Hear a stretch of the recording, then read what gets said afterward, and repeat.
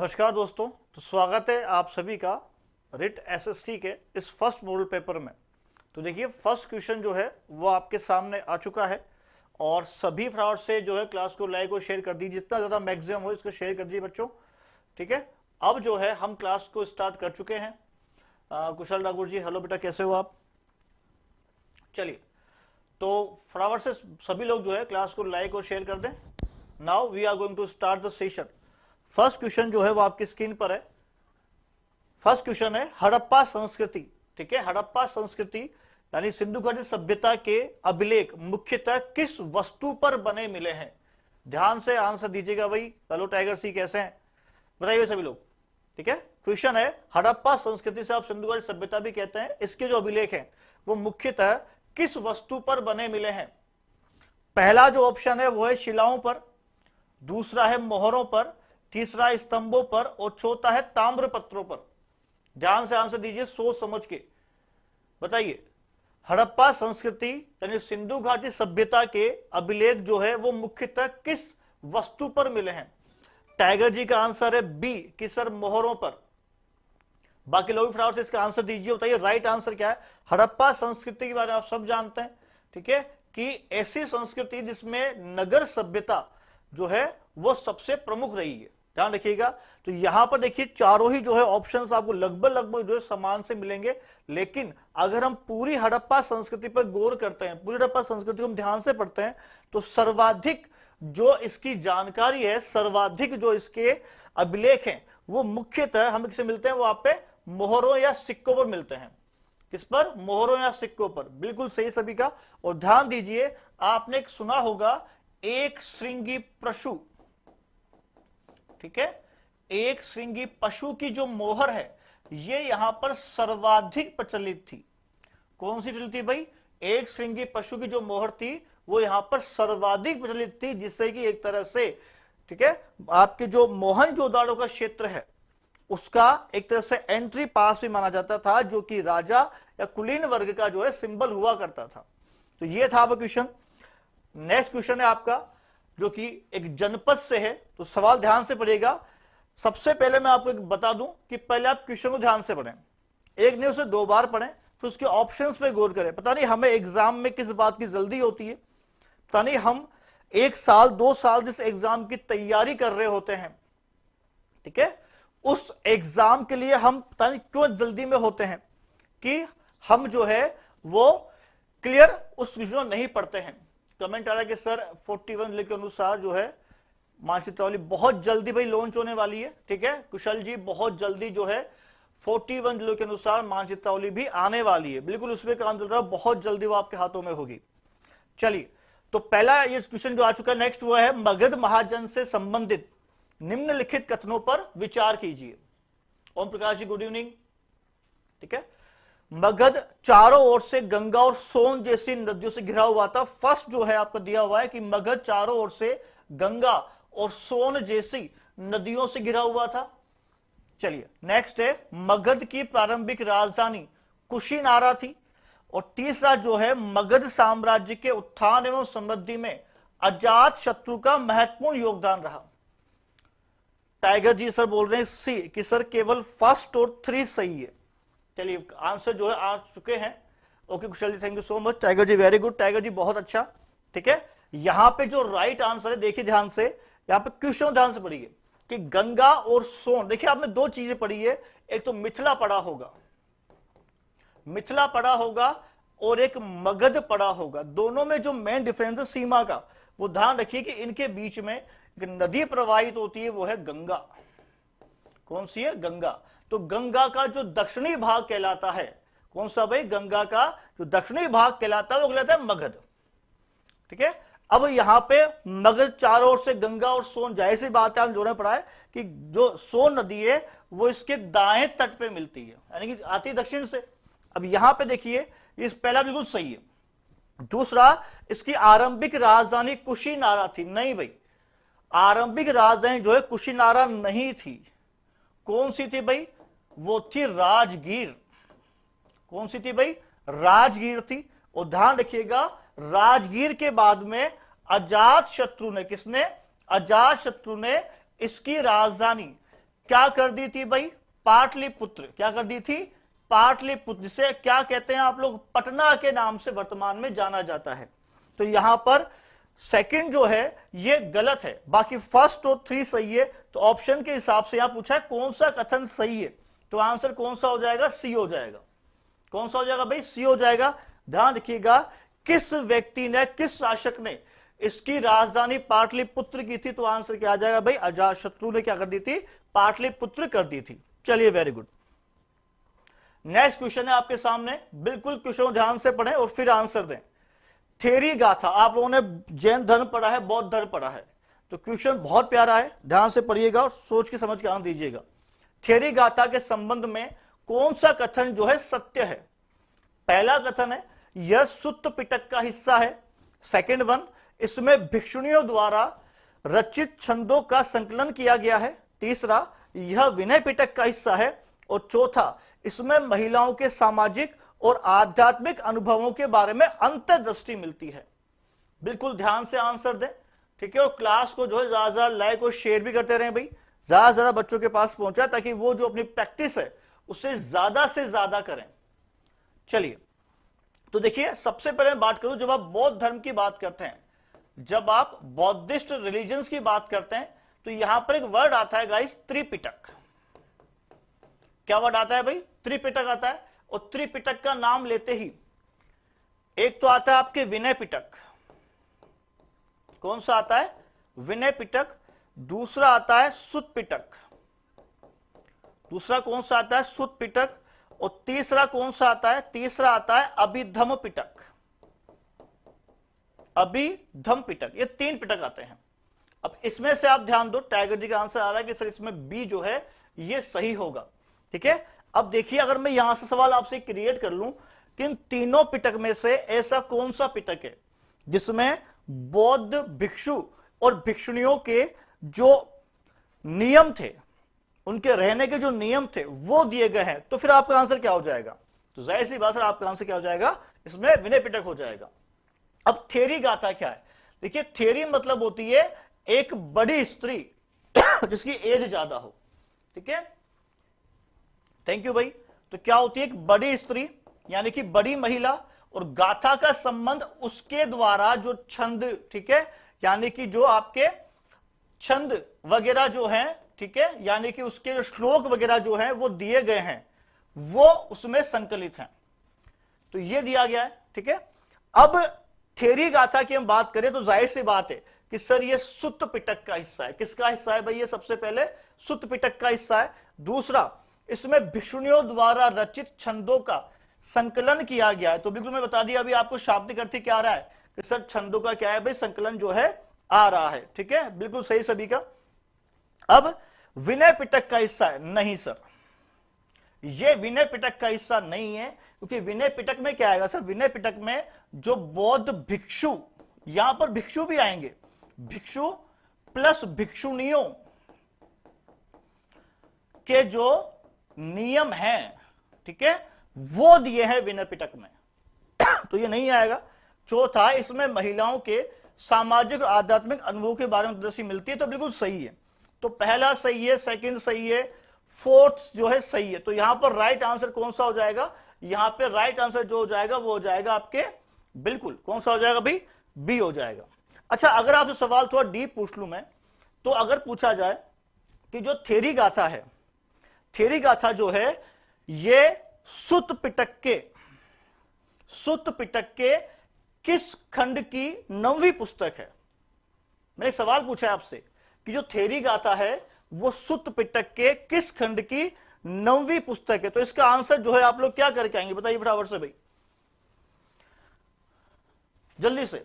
सवाल पूछा है आपसे बना के कि थेरी गाथा सुत्त पिटक के, ठीक है, किस खंड की 9वीं पुस्तक है?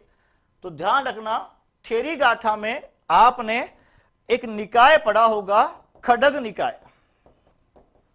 कौन सा भाई? खडग निकाय। खडग निकाय जो है इसमें 18 पुस्तकें हैं। कितनी पुस्तकें हैं इसमें? 18 जो है पुस्तकें हैं। और इस 18 में से जो 9वीं पुस्तक है, कौन सी भाई?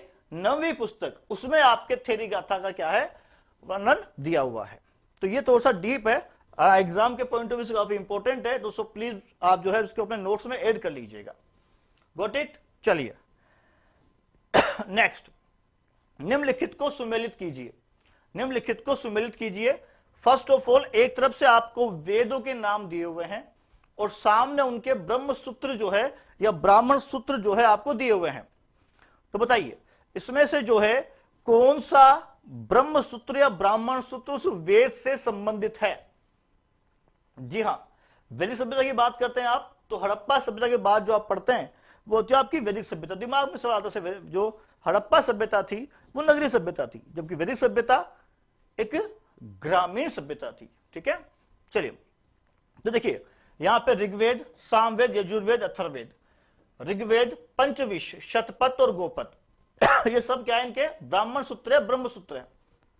तो यहां ध्यान रखिएगा, यहां पर ऋग्वेद का ब्रह्म सूत्र ऋग्वेद ही होगा।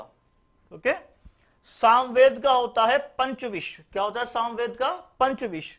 यजुर्वेद का ब्रह्म सूत्र ब्राह्मण सूत्र शतपथ है। कौन सा है भाई? शतपथ। और अर्थवेद का कौन सा है भाई? गोपथ है। कौन सा अर्थवेद का? गोपथ है। तो यहां पर जो राइट आंसर होगा वो बिल्कुल सेम होगा, यानी कि फर्स्ट, सेकंड, थर्ड, फोर्थ, और जो कि आपका आंसर है कौन सा? ए। क्या है भाई? ए। इन सबको क्या कहा जाता है? इन सबको जो है ब्रह्म सूत्र या ब्राह्मण सूत्र भी कहा जाता है। क्या कहा जाता है भाई? ब्रह्म सूत्र या ब्राह्मण सूत्र भी जो है कहा जाता है।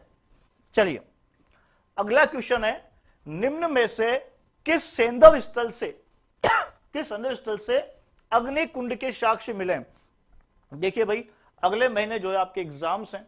ओके, और एग्जाम्स में यदि आपको बेस्ट प्रिपरेशन करना है, क्योंकि पता है आपको कि अब जो गवर्नमेंट है एक्टिव है, और सबसे बड़ी बात आपने आज का पेपर देखा होगा, 8वां वेतन आयोग, समझ रहे हो? 8वां वेतन आयोग जो है लगने वाला है, मतलब 2026 से 2025 तक तो 7वें वेतन आयोग की सिफारिश लागू रहेगी। 2026 से सेंट्रल गवर्नमेंट 8वां वेतन आयोग लागू करेगी केंद्रीय कर्मचारियों के लिए। और जहां तक मुझे लगता है कि 2026 के एंड तक भी जो है राजस्थान सरकार भी 8वां वेतन आयोग लागू कर देगी। सैलरी में कर्मचारियों में डबल इजाफा हो जाएगा। ओके, तो इस बम्पर ऑफर का लाभ उठाओ और किसी ना किसी एग्जाम में अपने आप को जो है डुबा के सेट कर लो। ध्यान रखिएगा, ये मौका जो है अपनी लाइफ को बनाने का है यारों, अभी नहीं तो कभी नहीं। ध्यान रखिएगा, ठीक है? तो किस सैंधव स्थल से अग्निकुंड के साक्ष्य मिले हैं? हड़प्पा, मोहनजोदाड़ो, लोथल, कालीबंगा। तो यहां पे आंसर क्या होगा सर? यहां पे होगा कालीबंगा। ठीक है, जिसका अर्थ क्या होता है? किस इसका अर्थ होता है? काले रंग की चूड़ियां। क्या होता है भाई? काले रंग की चूड़ियां। अब ध्यान रखो कि सर एक तरफ तो हड़प्पा है और मोहनजोदाड़ो है। एक व्यक्ति थे दशरथ शर्मा। कौन थे भाई? दशरथ शर्मा।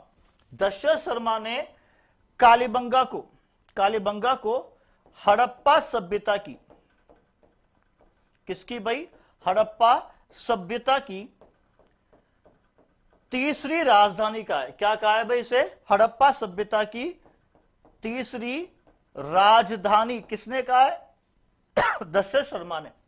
तो पहली कौन सी है? तो सर पहली है हड़प्पा, और दूसरी कौन सी है? दूसरी है सर मोहनजोदाड़ो। ठीक है, कालीबंगा जो है आप सब जानते हैं, वेल नोन हनुमानगढ़। और यहां पे जो नदी कौन सी है? नदी बहती है यहां पे घग्गर नदी, और यहीं पे जो है अग्नि वेदिकाएं। कैसी? 7 जो है अग्नि वेदिका के प्रमाण जो है यहां पर मिले हैं। यहां पर जो है 3 प्रकार से शवाधान किया जाता था, यानी कि शवों को जो है क्या कर दिया जाता था? दफनाया जाता था। ठीक है, चलिए वेरी गुड भाई, सभी का जो है बहुत सही आंसर है। अगला सवाल जो है आपके सामने स्क्रीन पे आ चुका है। ठीक है, अगला सवाल है यारों कि जो गीता है, जस्ट अ मिनट, जो गीता है, ठीक है, उसका संबंध किससे है? बताओ भाई, सब लोग बताइए फटाफट से। गीता जो है उसका संबंध जो है किससे है? बिल्कुल कमेंट भी आप साथ साथ करते जाएं। वेद से है, स्वतंत्र महाकाव्य से है, रामायण का एक भाग है, या फिर महाभारत का एक भाग है? बताए फ्रेंड्स से गीता जो है उसका संबंध किससे है? सुनामी जी का आंसर जो है सर 96 में डी। ओके सुनामी जी, वेरी गुड। बाकी लोग भी आंसर दे भाई। देखिए सबसे पहले तो आपने एक वर्ड सुना होगा, बिल्कुल बिल्कुल सुनामी जी, एक वर्ड सुना होगा जिसका नाम है प्रस्थान त्रयी। क्या नाम है? प्रस्थान त्रयी। कोई कमेंट करिए जो लाइव है कि प्रस्थान त्रयी जो है उसमें क्या क्या शामिल होता है? बताइए प्रस्थान त्रयी जो है उसमें क्या क्या शामिल होता है? थोड़ा सा कमेंट करें। प्रस्थान त्रयी में क्या क्या शामिल किया जाता है? ये बहुत इंपॉर्टेंट क्वेश्चंस हैं, ध्यान से समझिएगा। साथ साथ जो डिटेल करवा रहा हूं वो भी अगर आपके नोट्स में ऐड नहीं है तो I am requesting to all of you कि आप जो है उसे अपने नोट्स में ऐड करें। ओके बताइए प्रस्थान त्रयी में जो है क्या क्या शामिल किया जाता है? जल्दी से, बहुत प्यारा सवाल है। ये पूछेगा आपसे कि निम्न में से कौन सा जो है प्रस्थान त्रयी का भाग नहीं है? ओम नमः बोल रहे हैं कि सर डी। आर के फिटनेस बोल रहे हैं डी, वेरी गुड सर। देखिए प्रस्थान त्रयी में क्या क्या आता है कि सर इसमें आता है एक तो उपनिषद। क्या आता है भाई? उपनिषद आता है। दूसरा इसमें क्या आता है? ब्रह्म सूत्र आते हैं। क्या आते हैं? ब्रह्म सूत्र। और तीसरा आता है गीता। ये ध्यान रखिएगा, सबसे इंपॉर्टेंट है, ठीक है, कि प्रस्थान त्रयी जो है ये 3 से मिलकर बनता है। पहला उपनिषद, दूसरा ब्रह्म सूत्र, तीसरा गीता। अब आपका सबका आंसर जो आ रहा है वो डी आ रहा है, यानी कि सर ये महाभारत का एक भाग है। तो क्या मैं आपसे पूछ सकता हूं कि महाभारत का भाग है तो किस पर्व का भाग है? महाभारत का भी भाग है तो महाभारत के किस पर्व में? गीता जो है वो बिल्कुल सही सुनामी जी आपका आंसर कि सर भगवत गीता।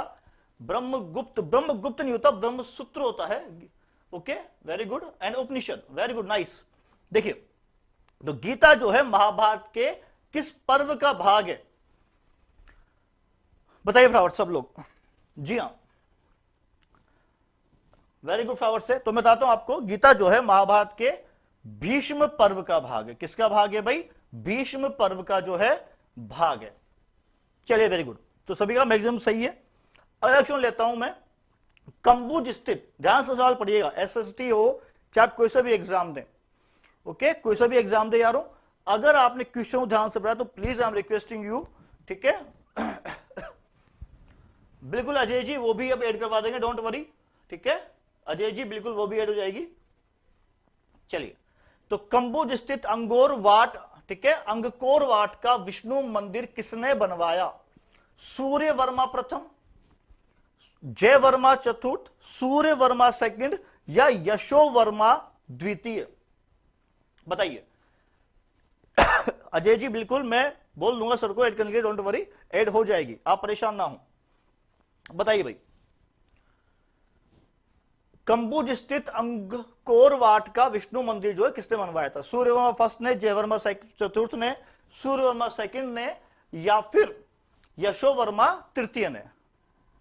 चलिए तो देखिए यहां पे जो राइट आंसर होगा बता दूं आपको, कंबुज स्थित। कंबु मतलब जिससे अब क्या कहा जाता है कि सर इसको जो है अब कंबोडिया कहा जाता है, ठीक है, क्या कहा जाए? कंबोडिया। देखिए मैं फिर कह रहा हूं सर, रेट का एग्जाम जो है आपके लिए बहुत इंपॉर्टेंट रहेगा, ठीक है। एक थोड़ी सी लाइन जो है मुझे आपके लिए याद आ रही है, बोल देता हूं ताकि आपका जोश बढ़ जाए, ठीक है। मैंने भी कहीं पढ़ी थी वो लाइन है, ये कहते हैं कि साहब हर पल पे आपका ही नाम होगा, आपके हर कदम पर दुनिया का सलाम होगा, क्योंकि 8 वेतन लगने वाला है, ठीक है। हर पल पे आपका ही नाम होगा, आपके हर कदम पर दुनिया का सलाम होगा, मुश्किलों का सामना हिम्मत से करना दोस्तों, मुश्किलों का सामना हिम्मत से करना दोस्तों, दुआ है मेरी वक्त भी एक दिन आपके साथ होगा। चलिए अजय जी हमें जो है आपका आंसर मिल गया है, तो so please don't copy paste. चलिए बताइए इसका आंसर क्या होगा? तो कंबोडिया, कंबोडिया में साहब एक नदी बहती है। अजय जी मैं आपका आंसर दे चुका हूं, एक नदी बहती है जिसका नाम है मिकांग नदी। कौन सी नदी है भाई? मिकांग नदी है। ठीक है, तो इस मिकांग नदी के किनारे ही, मिकांग नदी किनारे ही ये आपके अंगकोर वाट का जो है मंदिर स्थित है। ठीक है भाई, बिल्कुल। और इससे किसने बनवाया था? सूर्यवर्मा, सूर्यवर्मा सेकंड ने जो है बनवाया था। ठीक है, और ये बिल्कुल सही है सुनामी जी, वेरी गुड, सूर्यवर्मा सेकंड ने। और ये क्या है सर? ये विष्णु मंदिर है। अच्छा, क्या वर्तमान में भी विष्णु मंदिर है या वर्तमान में इसे किसी और मंदिर का स्वरूप दे दिया गया है? बताइए भाई, क्या वर्तमान में भी यह विष्णु मंदिर है या इसे और मंदिर का स्वरूप दे दिया गया? ये नदी इंपोर्टेंट है। नदी कौन सी भाई? मिकांग नदी किनारे है। ध्यान रखना सर, वर्तमान में जो है इसे एक बौद्धिस्ट टेम्पल के रूप में कन्वर्ट किया गया है। किसके रूप में? बौद्ध मंदिर के रूप में। चलिए नेक्स्ट क्वेश्चन, हिंद यूनानी शासकों के बारे में जानकारी का मुख्य स्रोत क्या है? बहुत प्यारा सवाल है।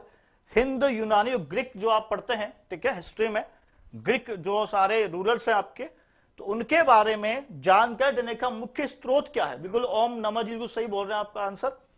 यात्रियों का वृत्तांत, बहुत पढ़ा होगा आपने, किताब पढ़ी होगी एक कि सर पेरिप्लस ऑफ एथेंस सी, ठीक है ना, पढ़ा होगा आपने। फिर सिक्के, देन बौद्ध जो है लिटरेचर, बौद्धिक साहित्य, और देन जैन साहित्य। बताइए, हिंद यूनानी शासकों के बारे में जानकारी देने का मुख्य स्रोत आपके साथ क्या है? सुनामी जी का फर्स्ट जो है आंसर है, ठीक है, कि सर इसका जो राइट आंसर है वो क्या है सर? सिक्के। बिल्कुल बिल्कुल राइट आंसर सबका सही है कि क्या होता है सर? सिक्के, इंडो ग्रीक सिक्के जो हैं, यही जो है सबसे ज्यादा आपको इनके बारे में जानकारी देते हैं। चलिए नेक्स्ट क्वेश्चन देखिए आप ध्यान से। कर्मचारी वेतन भोगी है जबकि किसान राजा की भूमि को जोतते हैं।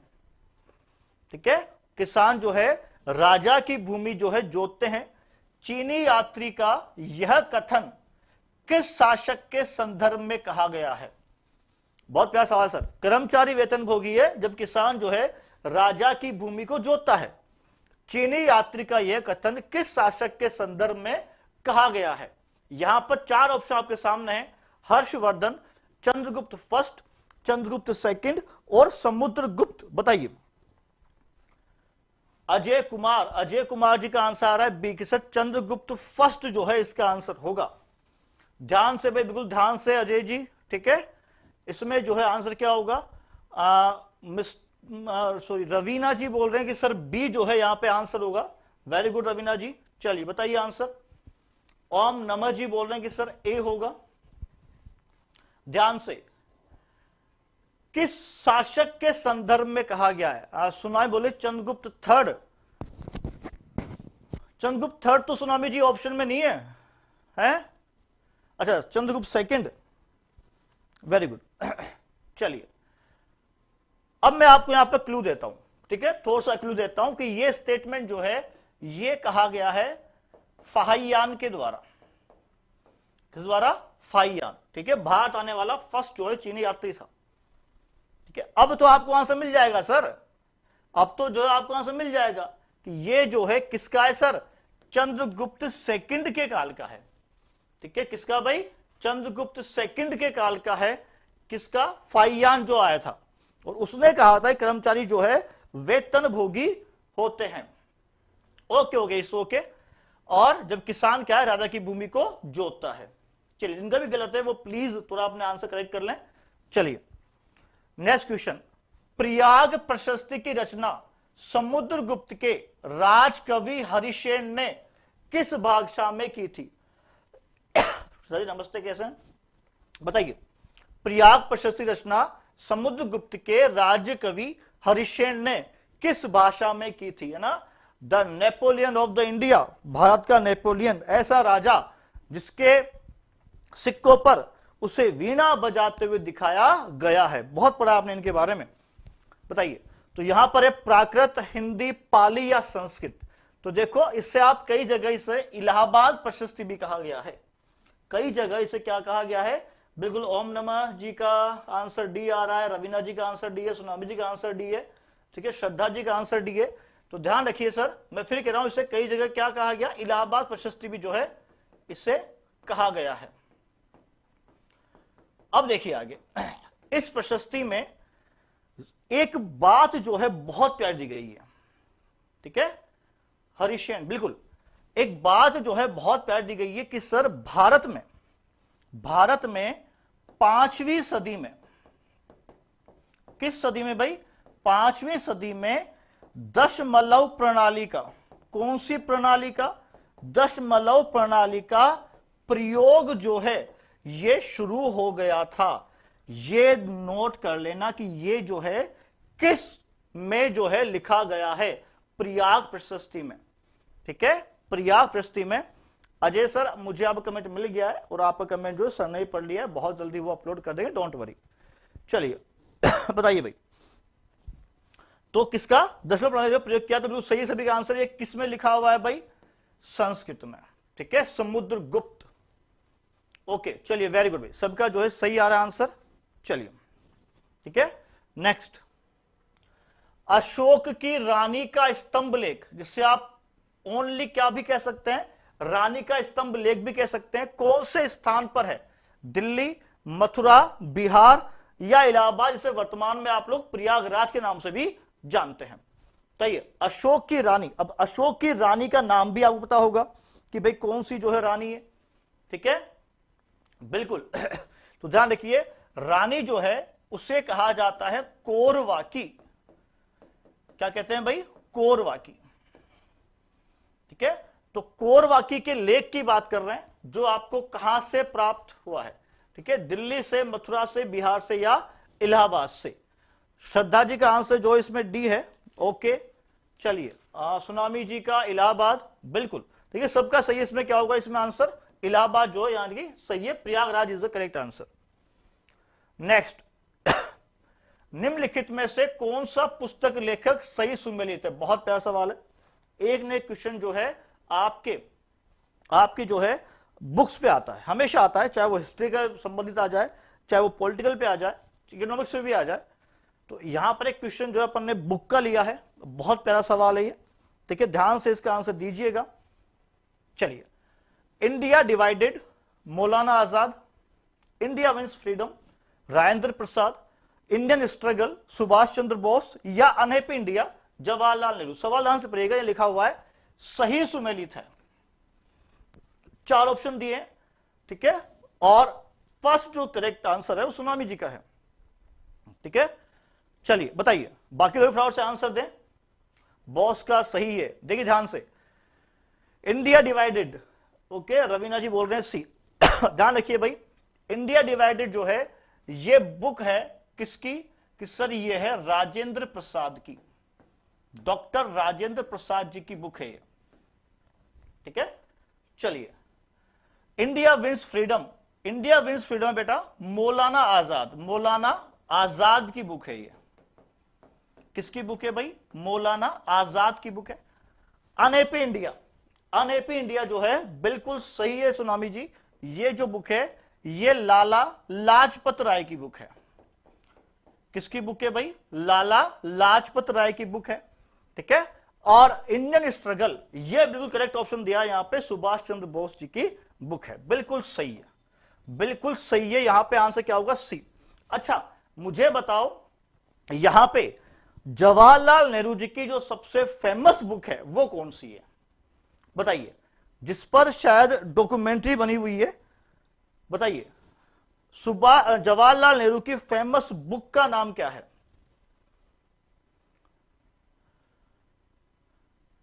Thank you sir, Mukesh sir, thank you so much. बताइए, यहां पे अगर क्वेश्चन बन जाए जवाहरलाल नेहरू जी की जो फेमस बुक है उसका नाम क्या है, ठीक है। राजेंद्र प्रसाद जी की आ गई, आपके मौलाना जी की आ गई, और खुद सुभाष चंद्र बोस जी की आ चुकी है। तो यहां पे जो है सबसे बेस्ट बुक पढ़ी होगी आपने, ठीक है। बुक का नाम बता रहा हूं मैं आपको, डिस्कवरी ऑफ इंडिया। कौन सी भाई, राम राम सर, बिल्कुल Ram Ram, discovery of India. तो यहां पे जो इनका क्या होगा, जवाहरलाल नेहरू जी का डिस्कवरी ऑफ इंडिया जो है इनकी बुक है। चलिए नेक्स्ट क्वेश्चन, निम्न इमारतों में से मुगल बादशाह बाबर द्वारा निर्मित इमारतें हैं, ठीक है। निर्मित इमारतें जो है कौन कौन सी हैं, 4 जो है इमारतें आपको दी हुई है, और ये पूछा जा रहा है कि इनमें से कौन सी जो इमारत है उसका संबंध बिल्कुल सही है सुनामी जी, वेरी गुड। उसका संबंध जो है किससे है भाई? बाबर से है, यानी बाबर ने जो है बनवाई है। ओके, तो यहां पर पहला है काबुली बाग मस्जिद बिलोंग टू पानीपत, पंचमहल दिल्ली, जामा मस्जिद संभल और फिर जामा मस्जिद हिसार। बताइए, तो यहां पे आंसर आ चुका है भाई 102 में सी कितना, थर्ड एंड फोर्थ। चलिए, बिल्कुल discovery of India Jawaharlal Nehru की जी की बुक है, बिल्कुल सही है आपका आंसर। देखिए, मैं बात करूं तो साहब बाबर से संबंधित इमारतें हैं, यही पूछा है। ध्यान रखिए, इसमें पंचमहल जो दिल्ली का है, पंचमहल जो दिल्ली का है, यह ध्यान रखिएगा, यह सबसे इंपॉर्टेंट एक इमारत है। लेकिन बनवाई किसने है? तो सर यह बनवाई है आपके, किसने? अकबर ने। ठीक है भाई, बिल्कुल बिल्कुल सही सभी का। बताइए, हां, और बिल्कुल बिल्कुल सबका सही है, और यह भी जो है संबंधित नहीं है। तो यहां पे क्या आ जाएगा? यहां पे जो है फर्स्ट एक व्यक्ति का नाम बताऊंगा मैं आपको, जिनका नाम था अमीर मोहम्मद। ठीक है, वो इसके बिल्डर है, यानी कि निर्माता थे। बिल्कुल सही है श्रवण जी। चलिए नेक्स्ट, अलवार संतों का एक मुख्य काव्य संकलन जिसे तमिल वेद के रूप में भी जाना जाता है। देखिए, अलवार संत, जब आप साउथ इंडियन जो है, ठीक है, धर्म पढ़ते हैं, दक्षिण भारतीय धर्म पढ़ते हैं, तो वहां पे दो वर्ड आते हैं, एक तो अलवार आता है और एक नैनार आता है। अलवार जो है ये सर विष्णु भक्त हैं, और नैनार जो है ये क्या है भाई? शिव भक्त हैं। क्या ये? शिव भक्त। ओके, ये एनसीईआरटी का बहुत प्यारा क्वेश्चन है। ठीक है, तो यहां पे सवाल ये है कि अलवार संतों का मुख्य काव्य संकलन जो कि तमिल वेद के रूप में भी जाना जाता है, कौन सा है? तोंद्राडिप्पटी या कराईकाल अम्मैयार तवरम या नैलीरा दिव्य प्रबंधम? बिल्कुल ओके, श्रवण जी बोल रहे सर डी। नाइस भाई, बताइए भाई, बाकी लोग भी इसका आंसर दें फटाफट से। जी हां, ठीक है। अब इसको अलवार संतों को हम कई जगह अलवर कल्ली भी कहा जाता है। क्या कहा जाता है? अलवर कल्ली। तो इनका जो राइट आंसर होगा कि तमिल वेद के रूप में जाना जाता है, तो यहां पर आंसर कौन सा आएगा? डी। यहां पे क्या होगा? राइट आंसर होगा। नेक्स्ट, किस चोल शासक ने पल्लवों को हराकर कांची पर अधिकार कर लिया? बताइए। बिल्कुल बिल्कुल ठीक है। चलिए सुनामी जी ध्यान रखिए, दोनों जो है ध्यान रखिए, दोनों का संबंध साउथ इंडिया से ही होगा। ठीक है, बिल्कुल। चलिए बताइए भाई, यहां पे परांतक फर्स्ट, आदित्य फर्स्ट, विजयालय या राजेंद्र चोल, यानी किस चोल शासक ने पल्लवों को हराकर कांची पर जो है अधिकार किया था? टाइगर जी का आंसर आ रहा है कि सर डी, राजेंद्र चोल। ठीक है, बताइए। हाँ, इसमें जो है, एक मिनट, हाँ उसमें आंसर डी है। बताइए इसमें जो है क्या हो जाएगा? जी टाइगर जी, इसमें डी। टाइगर जी क्वेश्चन नंबर भी जो डाल लें, कहीं कंफ्यूज ना हो जाए। बताइए फटाफट से। बिल्कुल ठीक है, देखिए यहां पर दो युद्धों की हम बात कर सकते हैं। कितने की भाई? दो युद्धों की जो है हम यहां पर बात कर सकते हैं। बिल्कुल, पहला युद्ध है श्री पुरंबी यत्र का युद्ध। ठीक है, अब यह पुरंबी यत्र का जो युद्ध था, यह पल्लवों के खिलाफ और प्लस ब्राह्मणों के खिलाफ लड़ा गया था। ठीक है, बिल्कुल, पल्लवों के खिलाफ, वो किसके खिलाफ? ब्राह्मणों के खिलाफ जो है संयुक्त लड़ा गया था। ओके, ये भी लड़ा था किसने? कि सर आदित्य फर्स्ट ने। ठीक है, तो यहां पे क्या आ जाए? आदित्य फर्स्ट। लेकिन आदित्य फर्स्ट ने ऐसा कौन सा युद्ध लड़ा जो केवल पल्लवों के खिलाफ था? ठीक है, तो अगर वो है तो फिर उसका युद्ध का जो था वो कौन सा था? वायती या वायतु का युद्ध। कौन सा था भाई? वायती या वायतु का युद्ध था। तो दोनों जो युद्ध हैं, चाहे वो श्री पुरंबी यत्र का हो चाहे वो वायतु का हो। ये वायती और सिरपुरम्बी, ये तो जो दोनों युद्ध हैं, ये दोनों युद्ध आदित्य वन ने ही जीते हैं।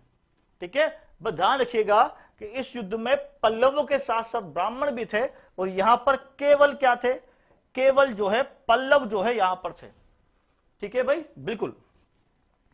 नेक्स्ट, भारत में राष्ट्रीय मतदाता दिवस जो है कब मनाया जाता है? बहुत प्यारा सवाल है। भारत में राष्ट्रीय मतदाता दिवस जो है यह कब मनाया जाता है? पहला ऑप्शन है 25 जनवरी, दूसरा है 25 मार्च, तीसरा है 25 सितंबर और चौथा है 25 नवंबर। देखते हैं फर्स्ट एंड राइट कमेंट किसका आता है। टाइगर जी का बिल्कुल सही आ रहा है कि सर ए जो है यहां पर बिल्कुल सही है। देखिए बिल्कुल भाई, राष्ट्रीय मतदाता दिवस हम मनाते हैं चुनाव आयोग की स्थापना के उपलक्ष्य में 1950। ठीक है, कब मनाते हैं? सबका सही है भाई, 25 जनवरी। ठीक है, अच्छा, पहली बार जो है राष्ट्रीय मतदाता दिवस कब मनाया गया था? बताइए फटाफट से। पहली बार जो है, जी हां बिल्कुल सही है। तो पहली बार कब मनाया गया? तो पहली बार मनाया गया सर ये 2011 में। कब मनाया गया? 2011 में। सही, बिल्कुल सही है। अब यहां पे एक सवाल करंट का पूछता हूं कि 25 जनवरी 2000, ठीक है, अभी जो निकला है उसमें जो रिएस्ट यानी कि 25 जनवरी 2024 की जो मतदाता दिवस आपने मनाया था उसकी थीम क्या थी? बिल्कुल 2011 से मना रहे हैं, बताइए थीम जो है वो क्या थी? जल्दी से बताइए भाई, थीम जो है क्या थी? जल्दी से, किसको थीम याद है? थीम पूछ सकते हैं आपसे। बिल्कुल 2011 से मना रहे हैं और चुनाव आयोग की स्थापना के उपलक्ष्य मनाते हैं जो कि 1950 में हुई थी। पहली बार 2011 से मनाया जा रहा है। बिल्कुल, बहुत सबका जो है सही है, वेरी गुड। बताइए। Yes, nothing is like voting. ठीक है, आई वोट फॉर श्योर। चलिए नेक्स्ट, भारत के संविधान के किस भाग में मूल कर्तव्यों को सन्निहित किया गया है? सवाल क्या है, किस भाग में मूल कर्तव्यों को जो है आपके जोड़ा गया है? भाग 4, भाग 2, भाग 4A या भाग 6?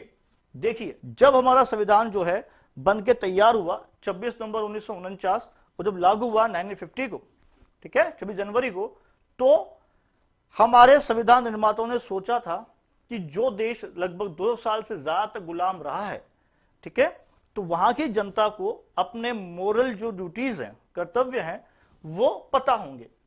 लेकिन जब उन्हें एहसास हो गया कि हमें हमारे संविधान में जो है मूल कर्तव्य यानी मौलिक कर्तव्य जो है ये जोड़ने पड़ेंगे, ठीक है, तो एक कमेटी गठन किया गया जिसका नाम है सरदार स्वर्ण सिंह समिति।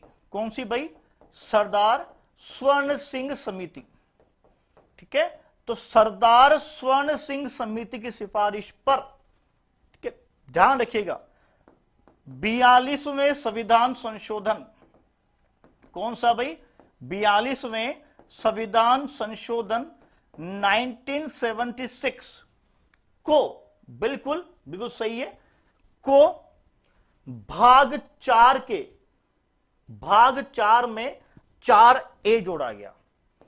क्या जोड़ा गया? भाग 4 में 4A जोड़ा गया। ठीक है, और आर्टिकल 51 में अनुच्छेद यानी आर्टिकल 51 में 51A जोड़ा गया। ठीक है, बिल्कुल, और मौलिक कर्तव्य जो है यहां पे जोड़े गए हैं। ध्यान रखिएगा, मूल कर्तव्यों को नहीं मानने पर या नहीं पालन करने पर सजा का प्रावधान तो नहीं है, लेकिन एक देश के नागरिक होने के नाते आपको अपने मौलिक कर्तव्य जो है पता होने चाहिए। ठीक है भाई, तो किस कमेटी की रिकमेंडेशन थी? सरदार स्वर्ण सिंह समिति की सिफारिश। अच्छा, वर्तमान में कुल कितने मूल कर्तव्य हैं? जल्द बताइए, वर्तमान में कुल कितने जो है मूल कर्तव्य हैं जो आपको दिए गए हैं? वर्तमान की बात कर रहा हूं। बिल्कुल सुना जी, बिल्कुल सही है कि सर अभी जो है बिल्कुल 11 जो है मूल कर्तव्य हैं, पहले कितने थे 10, ठीक है। और 86वें संविधान संशोधन के द्वारा जो है 11वां मूल कर्तव्य जोड़ा गया, यानी कि जो आपकी निःशुल्क शिक्षा का प्रावधान है, बिल्कुल वो जो है इसमें जोड़ा गया। तो वर्तमान में जो है 11 क्या है भाई, मूल कर्तव्य दिए हुए हैं। नेक्स्ट, उपाधियों का अंत किस मौलिक अधिकार का हिस्सा है? ओके, पहले जो है आपने देखा होगा बहुत सारी उपाधियां दी जाती थी, है ना, ठीक है, लेकिन उपाधियां जो है वो अब एंड हो चुकी हैं। आप देखो राजा धीराज, महाराजा धीराज है, सवाई, है ना, हाँ या ना, बिल्कुल। तो वो जो उपाधियां दी, है ना, अब उन उपाधियों का जो है अंत हो गया है, नहीं अब जो है सब, ठीक है, हाँ बिल्कुल 2006 से 2002 सही है आपका, ठीक है। यहां पे किस मौलिक अधिकार का हिस्सा है? टाइगर जी आर्टिकल नहीं पूछा है, ओके, बिल्कुल रोमांटिक बॉय बोल रहे हैं सी, सुनामी जी बिल्कुल सी। उपाधियों का अंत पूछा है, टाइगर जी बोल रहे हैं ए, श्रद्धा जी बोल रहे हैं ए, बिल्कुल सभी का जो है सही है कि सर कौन सा है, समता का अधिकार, ठीक है, यानी कि इसे आप क्या बोलते हैं, समानता का अधिकार, समानता का अधिकार, जो कि अनुच्छेद 14 से 18 है। क्या है भाई, 14 से 18। आर्टिकल 14 क्या कहता है कि सर आपको कानून और विधि के समक्ष, कानून और विधि के समक्ष क्या है, समता दी हुई है कि जो है लॉ जो है, कानून जो है वो सबके लिए बराबर है, चाहे कोई नेता हो, चाहे अभिनेता हो, चाहे कितने बड़े बाबा हो, ठीक है, या एक आम नागरिक हो। अगर किसी ने लॉ ब्रेक किया है, कानून तोड़ा है, तो सजा का प्रावधान सबके लिए एक ही कानून के अंदर क्या है, समान दिया हुआ है, ठीक है। चलिए, आर्टिकल 15 जो क्या कहता है कि सर आप किसी भी कास्ट के हैं, किसी भी लिंग के हैं, ठीक है, किसी भी भाषा को बोलने वाले हैं, आपका कोई भी जन्म स्थान रहा है, ठीक है, तो इन सब के आधार पर सब समान है, ठीक है, इनके आधार पर आपके साथ भेदभाव नहीं किया जाएगा इन इंडिया। 16 क्या कहता है कि सर सभी को जो है लोक अभियोजन में समानता, लोक अभियोजन में क्या है भाई, समानता, यानी कि सभी को जो है सरकारी नौकरी, सरकारी जो है आप जॉब्स के लिए अप्लाई करते हो, सबके लिए होती है, वो सबको क्या है, समानता। और आर्टिकल 7 क्या कहता है कि सर एंड ऑफ अनटचेबिलिटी, यानी कि अस्पृश्यता का अंत, छुआछूत का अंत। और इसी में जो है आर्टिकल 18 कहता है कि सर उपाधियों का अंत है, उपाधियों का अंत है, ठीक है, बिल्कुल बिल्कुल सही है। तो यहां 14 to 18 जो है ये क्या है भाई, समानता का अधिकार है, आर्टिकल 14 से 18। अब यहां पे पूछ लिया था कि किस मौलिक अधिकार में दिया, तो जाहिर सी बात समानता का मौलिक अधिकार है, लेकिन आपसे डायरेक्ट पूछ सकता है। जी हाँ बिल्कुल बनीता जी, अब जो है ये 15 मॉडल पेपर की जो क्लास है, ये मॉडल पेपर आपके पास जो है बुक अवेलेबल होनी चाहिए, मार्केट में ये बुक अवेलेबल है, आप परचेज कीजिए और मेरे साथ साथ उसकी प्रैक्टिस कीजिए, ठीक है। बुक के पीछे जो है OMR शीट भी दी हुई है, बिल्कुल, तो उस पर आप प्रैक्टिस कर सकते हो और यहां पर आकर, ठीक है, वहां पर आंसर भी दिए होंगे उसके लास्ट में। तो बहुत शानदार बुक आई है SST की, मॉडल पेपर की, देखिए ठीक है। तो ये है। अच्छा, एक करंट मुद्दा था, मैं आपसे एक मुद्दा मैं यहां पर डिस्कस कर रहा हूं, ठीक है। जम्मू कश्मीर से जो है, बिल्कुल सही है, भाग सेकंड में है ये, एटीट्यूड रोक जी जा ध्यान से, मौलिक अधिकार भाग सेकंड में कैसे हैं? ना ना ना ना, आप करेक्ट करें, भाग 3 में है, ठीक है। किसमें भाई, भाग 3 में है बेटा, और इस भाग 3 को मैग्ना कार्टा कहा जाता है। क्या कहा जाता है? Magna carta. मैग्ना कार्टा इस, हाँ बिल्कुल सही है, ठीक है। चलिए ध्यान रखिए, मैग्ना कार्टा कहते हैं, यानी कि इसे अधिकार पत्र कहते हैं, बिल्कुल सही है। उपाधियां जो है अब केवल 2 फील्ड में दी जाती हैं, ठीक है, बिल्कुल सही है, सेना और शिक्षा, बाकी किसमें उपाधि अब नहीं मिलती है। बिल्कुल बेटे, थैंक यू सो मच। ठीक है, डेली जो है शाम को 4 बजे आपकी क्लास होगी, डेली होगी। इस पर हम सारे क्वेश्चन, चाहे वो ज्योग्राफी हो, हिस्ट्री हो, पॉलिटिकल हो, इकोनॉमिक्स हो, चाहे वो राजस्थान की हो, इंडिया की हो, हम यहाँ पर जो क्वेश्चन जो डिस्कस करेंगे पूरे 60 question, okay, with teaching methods. चलिए, तो ये आंसर हो चुका है इसका। नेक्स्ट, संविधान की उद्देशिका में उल्लेखित हम भारत के लोग, we are the people of India, okay, बिल्कुल श्रद्धा जी, आधार मेघना कार्टा को अधिकार प्राप्त हो गया तो वो आधारशिला वही होगी। संविधान की निम्नांकित विशेषता से घनिष्ठ रूप से जुड़ा हुआ है। अब मैं आपसे सवाल पूछने वाला सभी लोगों से, क्योंकि सबका पॉलिटिकल साइंस बहुत अच्छा है, वेरी गुड। ठीक है, कि जाहिर सी बात है कि हमने जब जम्मू कश्मीर से 35A और 370 को हटाया था, ठीक है, तो मैं आप सबसे यह बात पूछना चाहूंगा कि ये 35A जो है ये संविधान के किस भाग में दिया हुआ था? जरा ध्यान से, बी केयरफुल। ठीक है, बहुत प्यारा सवाल है। संविधान के किस भाग में जो है ये 35A था? कहां पर था ये, जहां से आपने रिमूव किया है ना? उस दिन माननीय गृह मंत्री जी ने 5 अगस्त को राज्यसभा में सबसे पहले और 6 अगस्त को लोकसभा में, तो 5 अगस्त को राज्यसभा में स्टेटमेंट दिया था, मुझे वो आज भी याद है, कि मैं जम्मू कश्मीर से 35A की धारा 1 को नहीं हटा रहा हूं, 2 और 3 को हटा रहा हूं। किसको? 2 और 3 को। क्योंकि 35A की धारा फर्स्ट में यह लिखा हुआ है कि Jammu Kashmir is belong to article 1। क्या लिखा हुआ है? कि जम्मू कश्मीर का संबंध किससे होगा? आर्टिकल 1 से। और आप सबको पता है कि आर्टिकल 1 में क्या है? 1 में है साहब, India is a union of state.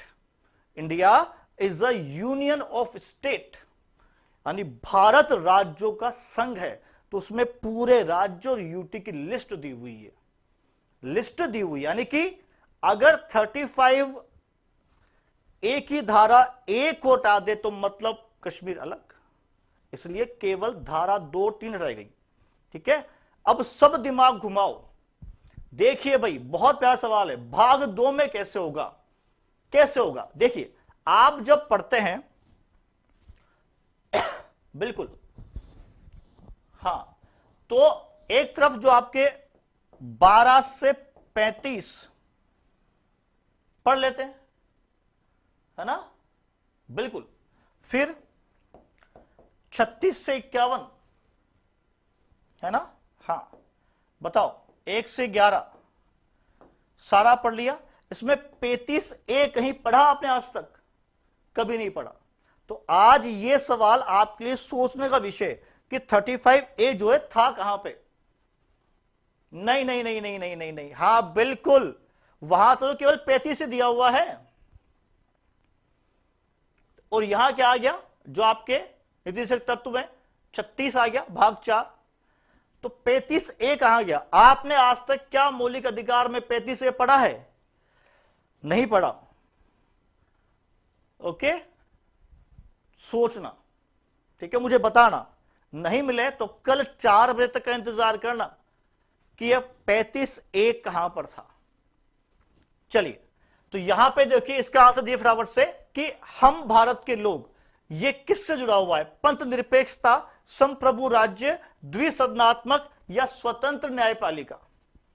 बताइए कहां पे जो है ये है? बताइए, बहुत प्यारा सबका, नाइस भाई, बिल्कुल सोच रहे। ये करंट के मुद्दे हैं, ये आपको तो आने चाहिए थे, अब तक तो इसका आंसर मिलना चाहिए था। बताइए, पंथ निरपेक्षता, संप्रभु राज्य, द्विसदनात्मक या स्वतंत्र न्यायपालिका? तो guys, we are the people of India, ये क्या कहते हैं सर? कि संप्रभु राज्य को जो है इंगित करता है। ये आपकी प्रस्तावना है, बिल्कुल सही है। नहीं, सर्च करो। अब आप सर्च करोगे तो आपको 3-4 चीजें और मिलेगी, कह रहा हूं ना मैं। ओके, हाँ, आपने बहुत पढ़ा है इसके बारे में, बहुत कुछ पढ़ा होगा, लेकिन आज तक ये दिमाग में क्लिक क्यों नहीं किया कि यार हमें पता है कि 35A हटाया 378 आया, 35 था कहां। ठीक है, चलिए नेक्स्ट, अशोक मेहता समिति गठन कब किया गया। बिल्कुल बहुत प्यारा सवाल है, अशोक मेहता समिति। ठीक है, जैसे ही अशोक मेहता समिति का नाम आता है, बलवंत राय मेहता समिति का नाम आता है, तुम्हारा दिमाग क्लिक करता है सर पंचायती राज। क्या होता है भाई, पंचायती राज। ठीक है, अब पंचायती राज के बारे में अशोक मेहता समिति ने एक बहुत बड़े बदलाव की सिफारिश की थी। उन्होंने कहा था कि पंचायत राज जो व्यवस्था है ये त्रिस्तरीय ना होकर, ठीक है, त्रिस्तरीय ना होकर द्विस्तरीय होनी चाहिए।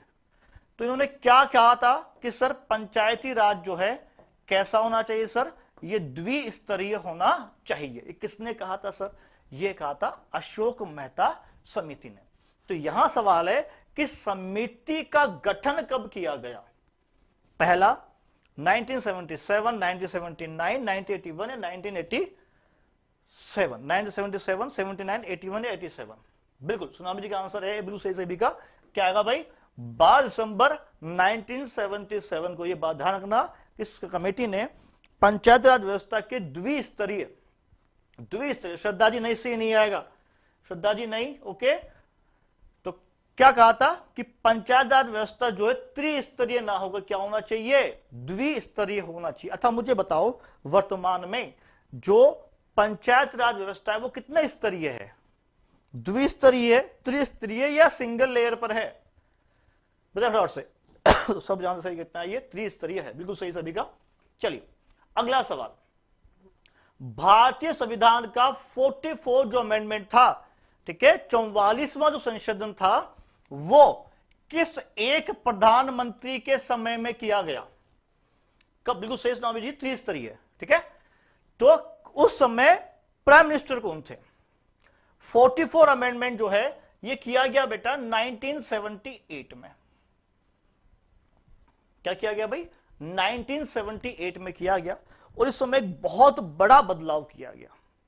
यह कहा गया कि जो संपत्ति का मौलिक अधिकार है भाई, क्या है भाई, जो संपत्ति का मौलिक अधिकार है, इसे मौलिक अधिकार नहीं रखा जाएगा।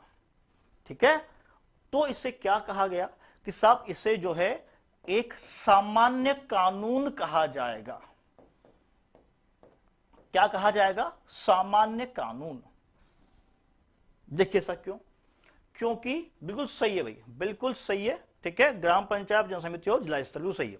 ठीक है, तो अच्छा इसमें बोल रहे हैं रोक साहब के साहब चरण सिंह। देखिए वेट करिए भाई, ठीक है, 1978 में हुआ था, तो जाहिर सी बात है। वासु बोल रहे हैं डी, मुरारजी देसाई, वासु जी वेरी गुड, देखते हैं ये भी।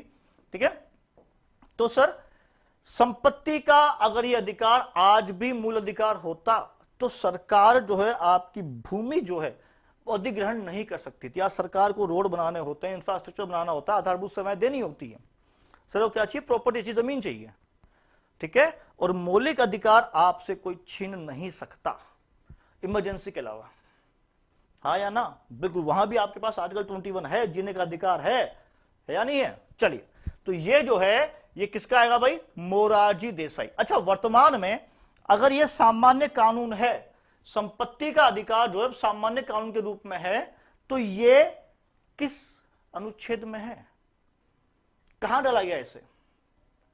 बिल्कुल सही सुनामी जी कि सर ये जो है 300A में है।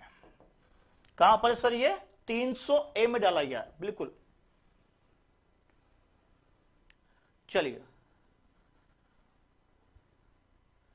बिल्कुल श्रद्धा, देखिए मौलिक अधिकार जो है वाद योग्य होता है। बिल्कुल देखिए ये कॉन्सेप्ट है, ठीक है ना, बिल्कुल, लेकिन वाद योग्य है, लेकिन जो है इस पर को छीना नहीं जा सकता।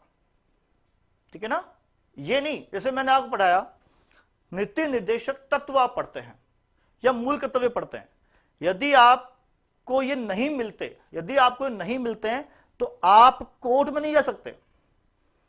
जैसे आपने पढ़ा होगा आर्थिक समानता हुई आज तक नहीं ना, लेकिन क्या आप कोर्ट में गए कि नहीं साहब गरीबी अमीरी को खत्म करो, नहीं। अगर आपके मौलिक अधिकार को छीना गया है तो आप कोर्ट में जाओगे। यही वर्ड होता है वाद योग्य, मतलब आपको अधिकार है कि आपको न्यायपालिका के द्वारा आपके जो मौलिक अधिकार है वो प्रदत्त किए जाएंगे, दिए जाएंगे। चलिए, वेरी गुड। नेक्स्ट, भारत के चौथे राष्ट्रपति कौन थे भाई? बताइए फटाफट से।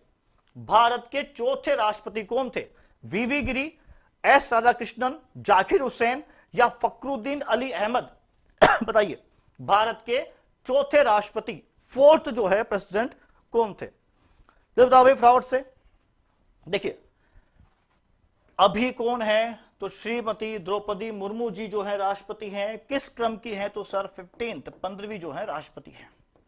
ठीक है, बिल्कुल। लेकिन यहां पूछा है कि चौथे कौन थे, है? बिल्कुल, तो सर चौथे कौन थे भाई? वीवी गिरी, 1969 टू 1974। कौन थे भाई? वीवी गिरी। बिल्कुल बिल्कुल सही सुनामी जी, शाबाश, वेरी गुड। ठीक है, कौन थे भाई? वीवी गिरी जी जो थे इसके राष्ट्रपति थे। बिल्कुल सही है। चलिए नेक्स्ट, नए संसद भवन के वास्तुकार कौन है? नए संसद भवन के वास्तुकार हफीज कॉन्ट्रैक्टर। वाह साहब, नाम में कॉन्ट्रैक्टर यहां तो है। चार्ल्स कोरिया, मुझे तो साउथ कोरिया और नॉर्थ कोरिया पता था। एडविन लुटियंस, अच्छा अब भी हैं।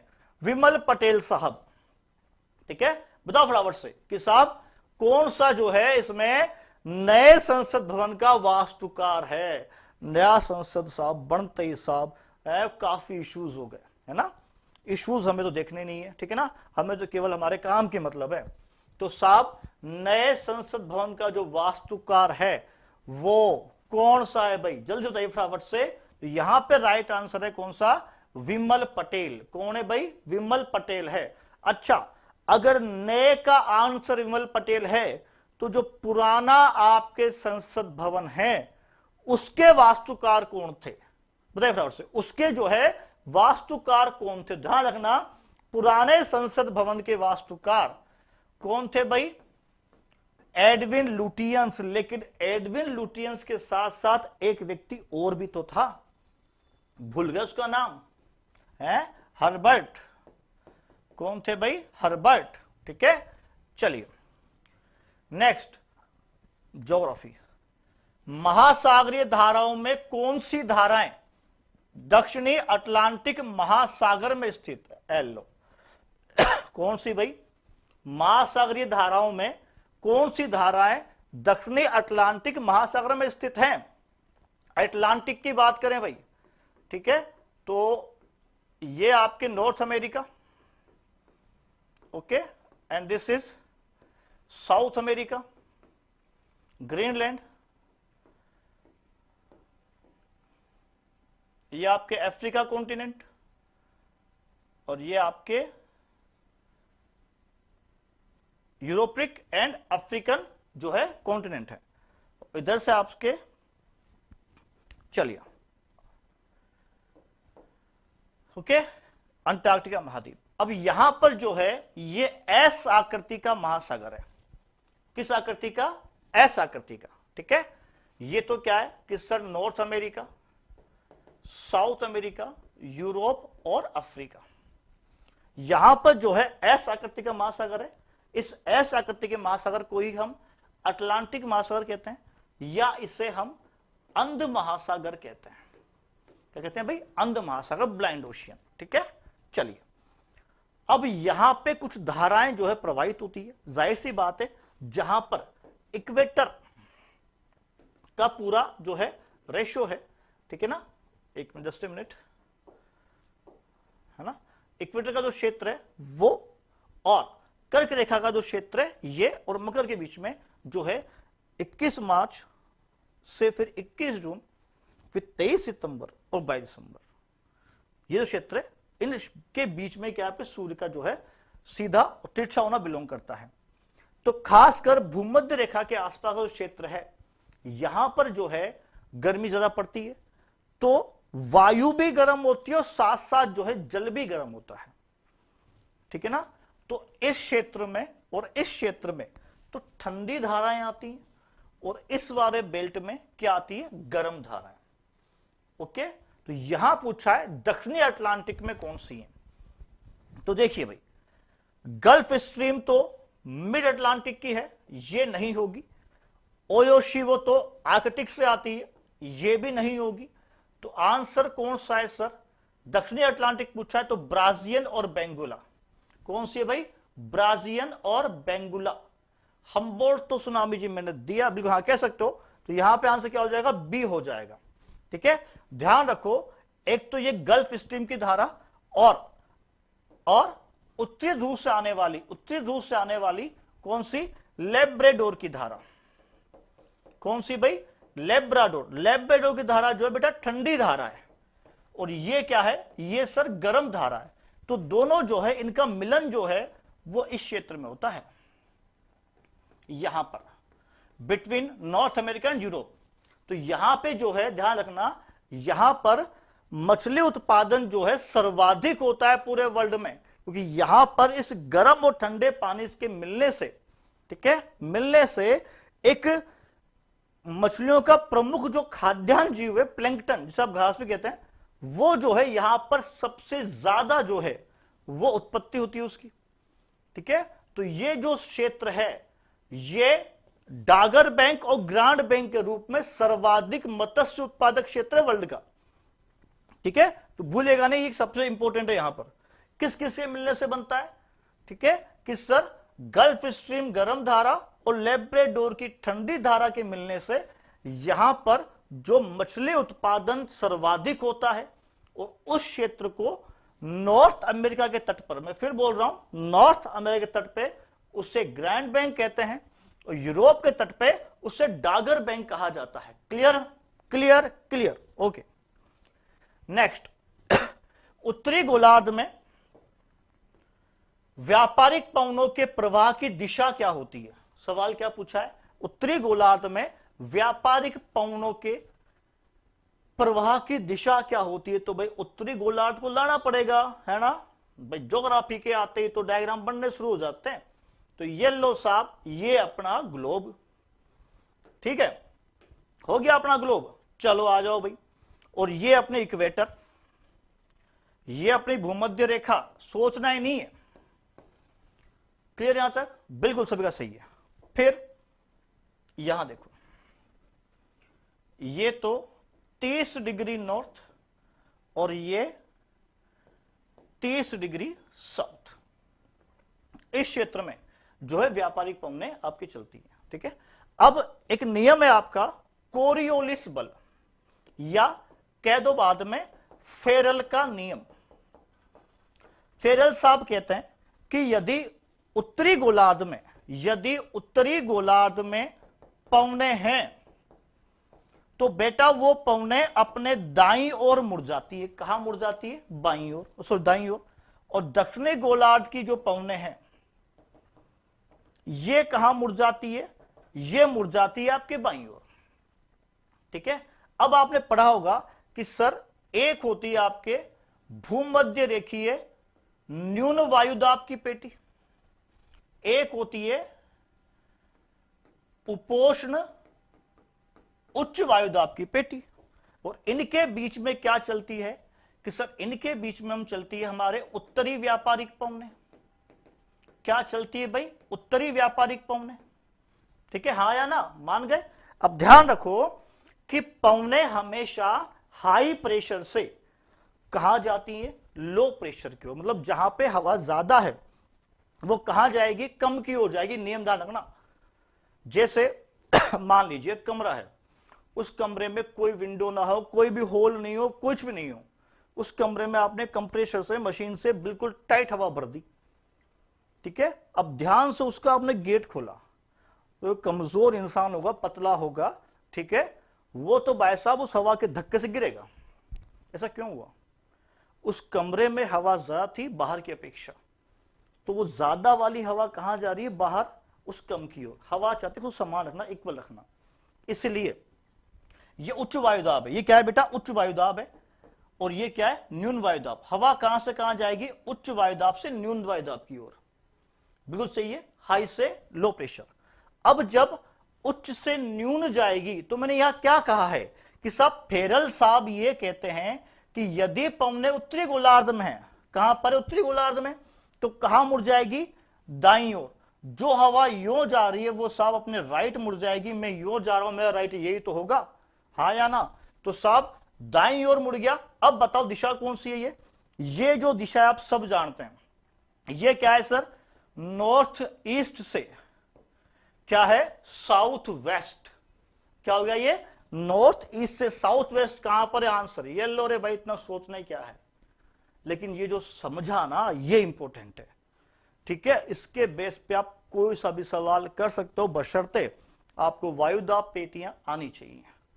चलिए नेक्स्ट सवाल, शुक्र ग्रह का परिक्रमण समय है। अरे भाई साहब, शुक्र ग्रह है ना, जिससे हम क्या बोलते हैं? अरे भोर का तारा रे। क्या कहते हैं भाई? भोर का तारा। और क्या कहते हो सर? सांझ का भी कह दो ना, सांझ का तारा। अरे सर शाइनिंग प्लेनेट है ना, क्या बोलते हैं इसे? चमकीला ग्रह, चमकीला ग्रह। अरे सर यही तो वो ग्रह है जो है अपनी ध्रुव पर, अपने अक्ष पर विपरीत घूमता है। कहां घूमता है? विपरीत घूमता है। शुक्र और अरुण, यही तो है, बिल्कुल सही है। ठीक है, शुक्र और अरुण ग्रह है ना। और ग्रह तो घूमते पश्चिम से पूर्व, ये घूमता है पूर्व से पश्चिम, यानी यहां पे सूर्योदय कहां होता है? यहां पे सूर्योदय होता है साहब पश्चिम दिशा में। अपने तो पूर्व में होता है, बिल्कुल, क्योंकि अपन पश्चिम से पूर्व घूमते हैं, ये साहब पूर्व से पश्चिम घूमते हैं, दोनों बात ही नहीं मानते। ठीक है, अब साहब इनका परिक्रमण समय है, क्या बोला? बिल्कुल सही, 225। लगभग इस ग्रह का परिक्रमण और परिभ्रमण दोनों ही जो है क्या है? बिल्कुल दोनों ही जो है सेम, बिल्कुल सही है। इसे हम, क्योंकि शुक्र ग्रह और पृथ्वी की जो मैक्सिमम समानता है वो एक है, ठीक है, इसलिए इसे सिस्टर या ट्विंस ऑफ द अर्थ कहते हैं। ओके, चलिए ये हो गया यहां पर। नेक्स्ट, दी गई भू आकृतियों का उत्तर से दक्षिण दिशा में अवस्थिति का सही क्रम है। ए लो भाई, बहुत प्यारा सवाल है। कुछ आपको लैंड स्ट्रक्चर दिए हुए हैं और यहां पूछा है कि साहब इसका दक्षिण दिशा से अवस्थिति करो, तो नॉर्थ से साउथ, नॉर्थ टू साउथ इसको अरेंज करना है। ठीक है, अब ध्यान रखिए, देखिए मैं बताता हूं आपको सबसे पहले क्या आएगा। सबसे पहले तो साहब नोट कर लो कि गुरुजी सबसे पहले तो हिमालय आएगा। क्या आएगा सबसे पहले? हिमालय है, यानी इंडिया में सबसे ऊपर। ध्यान सुनना, ध्यान सिखाऊंगा और आज सिखाऊंगा, कभी भूल नहीं पाओगे। ठीक है, सबसे पहले क्या आएगा साहब? हिमालय। ठीक है, हिमालय से साहब नदियां आई, नदियों ने बनाया मैदान। क्या बनाया भाई? मैदान। ठीक है, अब मैदान में जो सबसे पहले आकृति बनेगी वो बनेगी भाबर। क्या बनेगी? भाबर। सबसे पहला मैदान का भाग, राजेश जी बोल रहे हैं ए, नॉर्थ से साउथ। सबसे पहले क्या बनेगा? भाबर। भाबर क्या है? सब वो क्षेत्र जहां नदियां पहली बार मैदान में आती, हिमालय यानी पहाड़ से नीचे आ रही हैं। ठीक है, अब जैसे ही नदियां मैदान में आती हैं तो सब पहली बार नदी फैल जाती है, हाँ या ना? नदी का स्पीड तो वही है, गति वही है, पानी वही है, लेकिन जैसे ही फैली, गति कम, स्पीड कम। सबूत दूं, सपोज करो आप किसी फार्म हाउस में हैं, खेत में हैं और इंजन चल रहा है, इंजन यहां पर है और इंजन इतना दूर पानी फेंक रहा है, बहुत दूर फेंक रहा है, क्योंकि स्पीड ज्यादा है। आप में से कोई एक मेरे जैसा होगा, दिमाग लगाया, उसने क्या किया? एक बड़ा पाइप ले आया, बहुत बड़ा, और पाइप लगा दिया इंजन के, वो पाइप हटा दिया। मुझे बताओ क्या पानी अब उतना ही दूर गिरेगा? सोचना, गिरेगा क्या? नहीं गिरेगा, पानी बिल्कुल पास गिरेगा। क्यों? क्योंकि अब जो है उस पाइप का आयतन यानी जो आकार है वो बड़ा है, पानी को फैलने की जगह मिली है साहब, तो पानी फैलेगा। जैसे ही पानी फैला स्पीड कम हो गई, तो जैसे स्पीड कम हुई नदियों की, नदियां अपने साथ जो अब तक बड़े बड़े गोल पत्थर लेके आ रही थी, ठीक है, उन गोल पत्थरों को नदी ने जो है अब बहाना बंद कर दिया। क्यों? स्पीड कम हो गई। ठीक है, तो यहां पर जो है गोल गोल पत्थर मिल जाएंगे आपको, और इन्हें ज्योग्राफी में कहा जाता है एलुवियल फैन, जलोढ़ पंख कहा जाता है। क्या कहा जाता है? जलोढ़ पंख, ध्यान रखना। और नदियां जो है इन पंख के नीचे बहती हैं, यानी ये वो क्षेत्र है जहां पे नदियां विलुप्त हो जाती है। नोट कर लो, नोटबुक में सिखा रहा हूं आज। क्या होती है? नदियां विलुप्त हो जाती हैं। नदी का विलुप्त क्षेत्र है जहां पे बड़े बड़े गोलाश्म पाए जाते हैं। ओके, इसके सेकंड बाद जो क्षेत्र आता है बेटा, वो आता है तराई। कौन सा आता है? तराई। तराई वो क्षेत्र है जहां नदियां भाबर के बाद ऊपर आ जाती हैं, यानी नदियां पुनः दिखाई देती हैं। अब जो नदी अब तक पत्थर के नीचे बह रही थी, वो सारा कीचड़ बाहर ले आती हैं। तो यहां पे जो है बेटा, यहां पे दलदल पाया जाता है, कीचड़ पाया जाता है, पेड़ पौधे जंगल पाए जाते हैं, लेकिन खेती नहीं होती। दलदल में खेती करोगे तुम लोग? नहीं। ठीक है। उसके बाद तीसरा जो भाग सबसे उपजाऊ है, उसे कहते हैं अपन जलोढ़। क्या कहते हैं भाई? जलोढ़। ठीक है। अब ध्यान रखना, आपने आज तक पढ़ा है मिट्टी, और जलोढ़ मृदा आपने पढ़ी है। पढ़िए सबने? हाँ या ना? जलोढ़ मृदा दो प्रकार की होती है, खादर और बांगर। ठीक है। तो यहां पे जो है सबसे पहले मिलती है बांगर, और फिर मिलती है खादर, और लास्ट में आता है आपके डेल्टा। तो देखिए, सबसे ऊपर क्या? भाबर, फिर ठीक है, यहां पे कौन? भाबर, तराई, खादर, डेल्टा। कौन सा हो जाएगा आंसर? डी। कौन सा होगा भाई? डी। चलिए नेक्स्ट, लौटते मानसून के समय आर्द्र पवनें जो बहती हैं वो कहां से? तो लौटता हुआ मानसून स्थल से, कहां भाई? स्थल से कहां जाता है? समुद्र की ओर जाता है। इसलिए जो है लौटते मानसून में हवाएं जो है क्या होती है? शुष्क होती है, खाली होती है। तो यहां पर क्या हो जाएगा भाई? लौटते मानसून से स्थल समुद्र की ओर। तो यहां पर क्या हो जाएगा? बी। ठीक है। कौन सा हो जाएगा भाई? बी हो जाएगा। नेक्स्ट, अंडमान तथा निकोबार द्वीप समूह में अधिकांशतः किस प्रकार के वन पाए जाते हैं? तो अंडमान निकोबार जो है ये आपके भूमध्य रेखा के पास का क्षेत्र है। तो वहां पर जो है हमेशा एवरग्रीन फॉरेस्ट पाए जाते हैं, सदाबहार जो है वन पाए जाते हैं। ठीक है। तो कौन से भाई?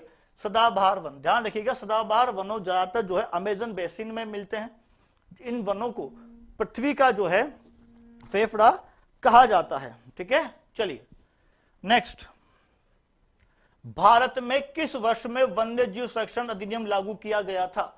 कब लागू किया गया भाई? 1972 में। इसके हिसाब से प्रत्येक क्षेत्रफल के 33% भाग पर वन होने चाहिए। नेक्स्ट, जिस दिशा में अरावली श्रेणियों की चौड़ाई बढ़ती जाती है वो कौन सी है? ठीक है भाई। तो चौड़ाई कैसे बढ़ती है? चौड़ाई साहब, यदि आप नॉर्थ ईस्ट से साउथ वेस्ट की ओर जाओगे तो चौड़ाई भी बढ़ेगी और ऊंचाई भी बढ़ेगी। ठीक है। तो यहां पे कौन सा हो जाएगा? उत्तर पूर्व से दक्षिण पश्चिम बढ़ती है, पूछा है। ठीक है ना? बढ़ती है और घटती है तो उल्टा कर दो, दक्षिण पश्चिम से उत्तर पूर्व। बिल्कुल सही है सभी का। नेक्स्ट, राजस्थान में कौन सा जिला अति आर्द्र जलवायु का क्षेत्र है? तो अति आर्द्र जो है ये आपके पठारी भाग में आता है। कोटा, बूंदी, बारा, झालावाड़ का क्षेत्र है, जो कि कोपेन ने AW कहा है। क्या कहा है? AW। तो यहां पे हो जाएगा आंसर कौन सा? कोटा। कौन सा है भाई? कोटा। ठीक है। चलिए, निम्न में से अरब सागरीय अपवाद तंत्र का उदाहरण, यानी वो नदियां जो अपना जल जो है अरब सागर में लेकर जाती हैं, वो कौन कौन सी हैं? तो अरब सागर में देखिए, मेनाल, यही पकड़ लो। अरे भाई मेनाल तो किसकी है साहब? ये तो बनास की सहायक नदी है। और बनास किसमें मिलती है? चंबल में। चंबल किसमें मिलती है भाई? यमुना में। और यमुना किसमें मिलती है? गंगा में। गंगा कहां जाती है? बांग्लादेश में, ब्रह्मपुत्र में मिलकर बंगाल की खाड़ी में। नहीं, तो मेनाल तो आएगा नहीं, बेडच भी तो नहीं आएगा, है ना? गलत है ये तो। चलिए, नहीं साहब। ठीक है। तो यहां पे कौन सा होगा? जोजड़ी, बांडी, जवाई। बिल्कुल, लूणी। कौन सी भाई? लूणी नदी तंत्र का भाग है, अरब सागर में जाती है, कच्छ के रण में जो है जाती है। हतमती, मेशवा, माजम, वेत्रम, ये किसकी सहायक नदियां हैं? साबरमती, माही, पश्चिम मनास या काली सिंध। तो ध्यान रखो, ये जो है किसकी सहायक है भाई? हतमती, मेशवा, माजम, वेत्र किसकी है भाई? तो ये सब साबरमती की सहायक है। ठीक है ना? जो कि उदयपुर से निकलती है और गुजरात की एक बहुत प्रमुख नदी है। गुजरात की दोनों राजधानियां क्या हो, कैपिटल जो मेन है गांधीनगर और कमर्शियल कैपिटल अहमदाबाद, दोनों इसी नदी किनारे स्थित हैं। नेक्स्ट, फाय सागर, देखो मैंने यहां पे एक नाम ऐड किया, वरुण सागर। इस झील का नाम वरुण सागर भी किया जा रहा है सिंधी समाज के मांग पर, ठीक है, ध्यान रखना, सिंध समाज के मांग पर, ठीक है ना। चलिए, तो वो कौन सी भाई, फाय सागर कहां पर है, अजमेर में है, ये नोट करना, इसका नाम क्या हो रहा है, वरुण सागर जो है किया जा रहा है। नेक्स्ट, इंदिरा गांधी नहर परियोजना में लिफ्ट नहरों की संख्या कितनी है, तो सब जानते हैं, वेरी गुड भाई, कितनी है, 7 है, कितनी है भाई, 7। चलिए नेक्स्ट, निम्न में से किन खनिजों में राजस्थान भारत में एकल उत्पादन करता है, क्या है भाई, एकल जो उत्पादन करता है, से कौन कौन सा है एकल उत्पादन करता, देखिए अब्रक, वोलेस्टोनाइट, जिंक, अयस्क। देखिए अब्रक तो होता है कहां पर, आंध्र प्रदेश में, कहां होता है साहब, आंध्र प्रदेश में, सबसे ज्यादा इंडिया में, ठीक है, नहीं होगा। यूरेनियम, यूरेनियम साहब फर्स्ट झारखंड, सेकंड आंध्र प्रदेश, दोनों साथ साथ है, तो ये नहीं आएगा, ठीक है ना। चलिए, तो यहां पे आंसर क्या हो जाएगा, डी, कौन सा आएगा, डी, बिल्कुल सही है, बिल्कुल मीना जी बिल्कुल सही है। नेक्स्ट, भारत की स्वतंत्रता के बाद राजस्थान गठन समय के कितने चरण थे, यानी कि जो आपके एकीकरण की बात चल रही है वो कितने चरण थे, 5, 7, 9, 11, ठीक है, बिल्कुल, कितने चरणों में जो है, यू नो वेरी वेल साहब, 7 चरणों में हुआ था, ठीक है, 18 मार्च 1948 शुरू हुआ था, ओके, और 1 नवंबर 1956 तक चला, कितने भाई, 7 चरणों में। चलिए, प्रजामंडल को सुमेलित करना है आपको, बहुत प्यारा सवाल है, ठीक है, एक तरफ प्रजामंडल का नाम दिया हुआ है और सामने भूपेंद्र नाथ त्रिवेदी, कृष्णदत्त पालीवाल, मीठालाल व्यास और मेधाराम, ठीक है, मेधाराम को एक ही बात है, ठीक है, वो दिए हुए हैं। तो किसका जो देखते हैं फर्स्ट जो है आंसर किसका आता है, पता है से किसका आंसर जो है यहां पे करेक्ट आएगा, जल्दी से, ठीक है। तो देखिए बीकानेर की बात करें भाई, ठीक है, बीकानेर में मेधाराम, तो फर्स्ट में 4, ठीक है, हो गया। सेकंड जैसलमेर, बताए भाई, मिठालाल 3, तो भाई कौन सा हो जाएगा आंसर, यहां पे डी आएगा, 4, 3, 2, 1। चलिए नेक्स्ट, गिरी सुमेल का युद्ध 5 तारीख को, किस तारीख को, 5 तारीख को, ठीक है ना, 5 तारीख को। साल कौन सा साहब, 1544, साल कौन सा साहब, 1544। किस किस के बीच, अरे वो हशमत वाला राजा था, 52 युद्ध का विजेता था नहीं था, बिल्कुल, है ना, और किसके सामने, शेरशाह सूरी, एलो, हाँ या ना, लेकिन जेता और कुप्पा ने साहब जो युद्ध लड़ा ना साहब, गजब, ठीक है, लेकिन मालदेव जी तो चले गए थे, है ना, हाँ, विश्वासघात का डर हो गया था, ठीक है। तो साहब अब यहां पे आंसर कौन सा आएगा, जो सारे 1544, बिल्कुल सही सुना में, वेरी गुड, नाइस, कौन सा, कि साहब 5 जनवरी 1544, है ना, शेरशाह सूरी क्या बोला था, कि मैं मुट्ठी भर बाजरे के खातिर हिंदुस्तान की बादशाहत खो देता, याद रखना, ठीक है। चलिए, कलाओं के प्रोत्साहन के लिए 1857 में Maharaja School of Arts and Crafts की स्थापना की थी, ठीक है, सवाई जयसिंह ने, राम सिंह सेकंड ने, जगत सिंह ने और जसवंत सिंह ने, ठीक है ना। किस नाम से की थी, तो साहब नाम दिया हुआ है मदरसा ए हुनरी, किस नाम से, मदरसा ए हुनरी, ठीक है ना। फिर बाद में 1888 में इसका नाम महाराजा स्कूल ऑफ आर्ट्स कर दिया गया, ठीक है ना, बिल्कुल। तो यहां क्या आएगा, बिल्कुल सही है सुनामी, वेरी गुड, ठीक है, Ram Singh second, nice answer. Next, Surasen जनपद की राजधानी कौन सी थी, सवाल क्या दिया है भाई, सूरसेन जो जनपद था उसकी कैपिटल कौन सी थी, मथुरा, वृंदावन, इंद्रप्रस्थ या कुरुक्षेत्र, तो राइट आंसर इस क्या होगा, यहां पे आंसर होगा मथुरा। चलिए नेक्स्ट, किस सभ्यता को धूलकोट भी कहते हैं, धूलकोट, बिल्कुल बिल्कुल है, धूलकोट कह दो, या अघाटपुर कह दो, धूलकट कह दो या अघाटपुर कह दो। अक्षय कीर्ति व्यास साहब ने क्या किया था, उत्खनन किया था, बिल्कुल सही है। ठीक है, तो यहां क्या होगा, आहड़, जिससे आप नदी कौन सी है साहब, आयड़, ठीक है ना। चलिए आयड़ कह दो या बेडच कह दो। इस सभ्यता को कई जगह जो है बनास संस्कृति भी कहा गया है, because it's a tributary of the Banas river, that's why. ठीक है भाई, चलिए वेरी गुड, सबको डी हो जाएगा। नेक्स्ट, होली के दौरान रम्मत का आयोजन। होली के दौरान जो है रम्मत का आयोजन किया जाता है, कहां पे, करौली में, जोधपुर में, जैसलमेर में, बीकानेर। तो रम्मत जो है फेमस साहब, लेकिन कहां होती है ज्यादा, तो राइट आंसर इज बीकानेर। कहां होती है भाई, बीकानेर में होती है। सही सभी का शाबाश। नेक्स्ट, घाणेराव रिया भिनाय जूनिया, है ना, आदि ठिकाना किससे संबंधित है। तो चित्रकला की शैलियां है। घाणेराव का नाम आते ही तो हम सब जानते हैं साहब, पाली, है ना, मंदिर फेमस है। ठीक है, और पाली मतलब साहब मारवाड़ शैली, है ना। आपने मेहरानगढ़ किला पढ़ा है सबने, बिल्कुल सबने पढ़ा है। तो साहब आपने पढ़ा है यहां पर सप्तसती का चित्रण, हाँ या ना। आपने पढ़ा है कि साहब राम रावण युद्ध का चित्रण। मुझे बता दो कि साहब मेहरानगढ़ के किस महल में, मेहरानगढ़ के किस महल में ये दोनों चित्र भित्ति चित्र के रूप में है, बताइए। मेहरानगढ़ दुर्ग के किस महल में ये दोनों चित्र जो हैं भित्ति चित्र के रूप में हैं। जल्दी से फटाफट से, किसका सही आता है।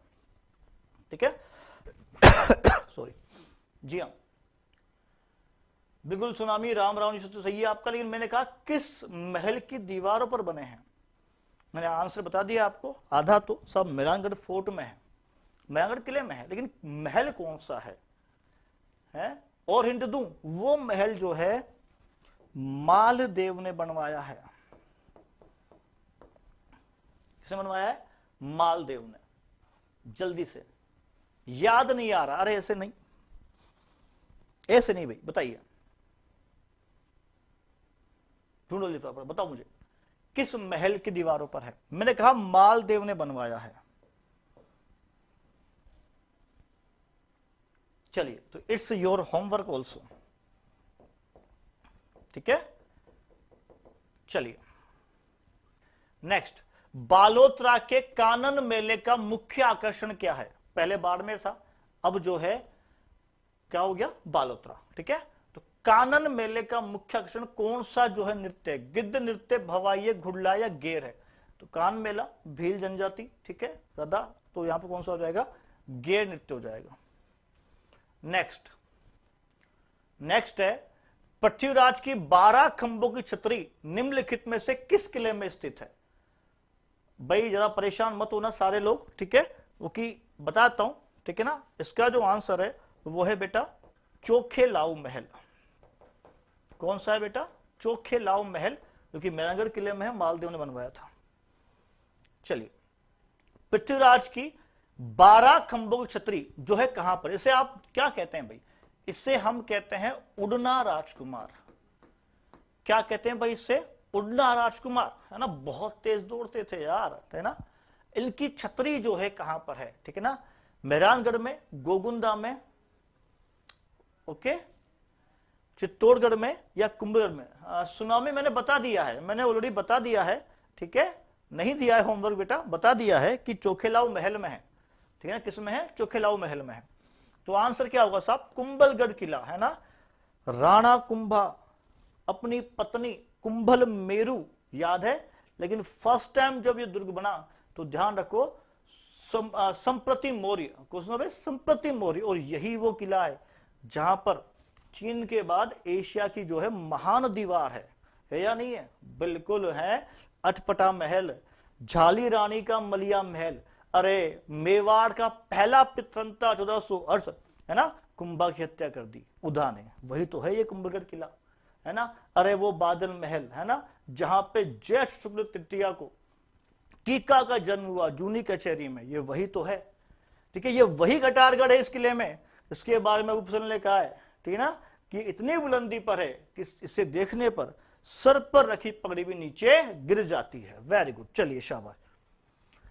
आभानेरी तथा राजौरगढ़ के कलात्मक वैभव किस काल के हैं? गुर्जर पटियार काल के, चौहान के, गुहिल सिसोदिया के, या राठौड़ के? बताइए। आभानेरी है ना, पता है आपको कौन सी? चांद बावड़ी। कौन सी भाई? चांद बावड़ी, जिससे तिलिस्मा बावड़ी भी कहते हैं। क्या बोलते हैं भाई इससे? तिलिस्मा बावड़ी भी कहते हैं। राजस्थान की सबसे गहरी बावड़ी है, यहां पर सर्वाधिक मंदिर भी पाए जाते हैं। इसमें हर्षद माता का मंदिर भी जो है फेमस है। तो साहब किस शैली के हैं? गुर्जर पटियार शैली के हैं।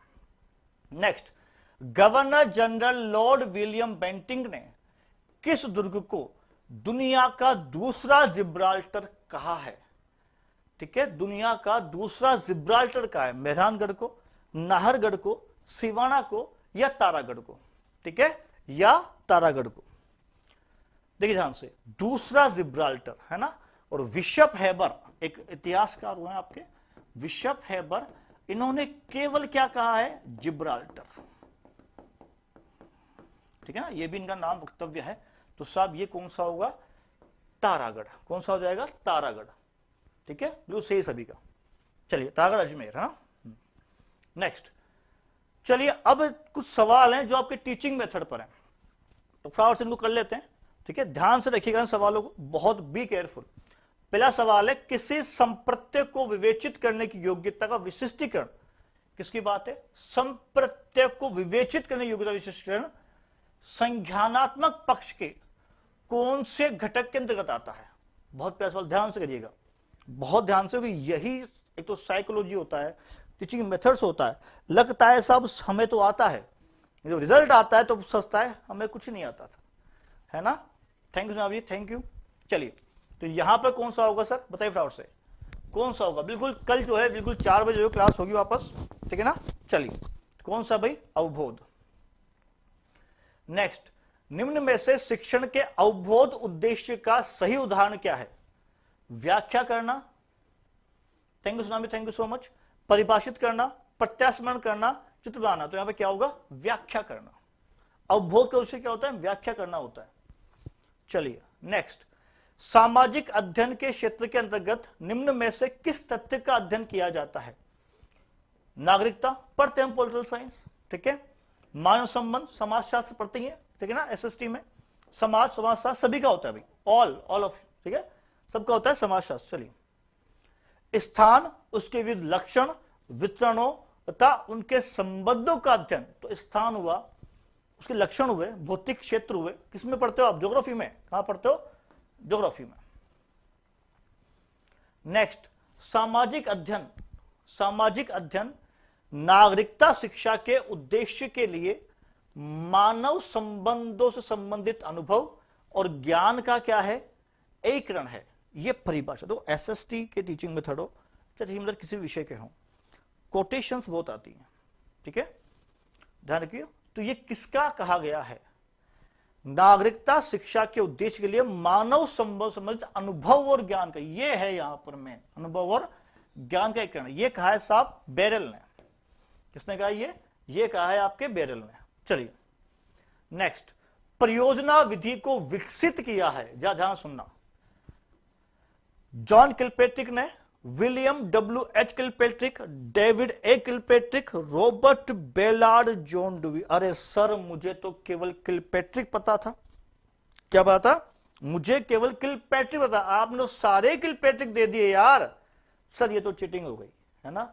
एग्जामिनर भी यही करेगा, ठीक है। तो यहां पर क्या आएगा आंसर?